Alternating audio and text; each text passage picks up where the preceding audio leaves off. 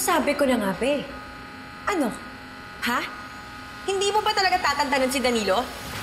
Hindi ko talaga titigilan yung asawa ko dahil kailangan niyang malaman lahat ng ginawa mo sa akin. At hindi na ako magpapatalo sa'yo. Kaya pwede ba umalis ka na dahil hindi ka naman imbitado dito? Hindi ako aalis dito hanggat hindi ko kasama si Danilo. Jade, Tara na! Jade, pwede ba umalis ka na? Hayaan mo kami mag-usap ng asawa ko. Hindi pa ba klaro sa'yo? Tapos na tayo. Kaya nga ayoko na ituloy yung kasal natin eh. Dahil sa Emma talaga ang mahal ko, Jade. No! Wala nang iba. No, Danilo, hindi ako papayag. Kung kinakailangan kong dispatchahin tong babaeng to, gagawin ko! Jade! Kailan ka talaga? Jade! Jade! Hindi mo yan! Tama na yan! Ano inaagaw mo sa akin? Jade! Ah! Tawa mo! Emma, Jade, tama na! Mas walang hiya ka.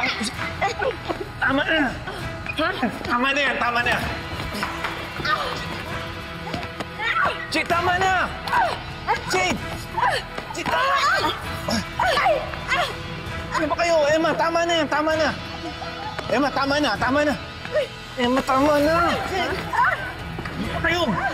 Emma! Emma, tama na! Tama na! Tawa mo dito nyo! Tawa mo ako! Ayoko na! Tama na yan! Jade, Emma! Emma, tama na yan! Ikaw ang tayong tumigil, babae ka! Emma! Tama na! Tama na! Ano ba kayo? Tumigil na kayo! Jade! Jade! Tama na! Katalan na!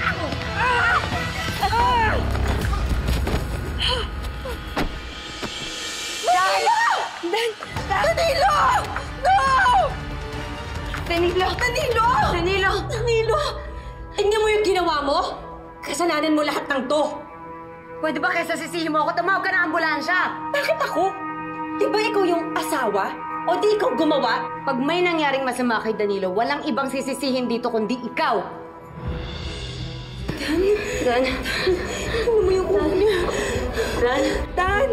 Gising ka, Dan! Dan! Dan? Tulong! Tulong! Tulong!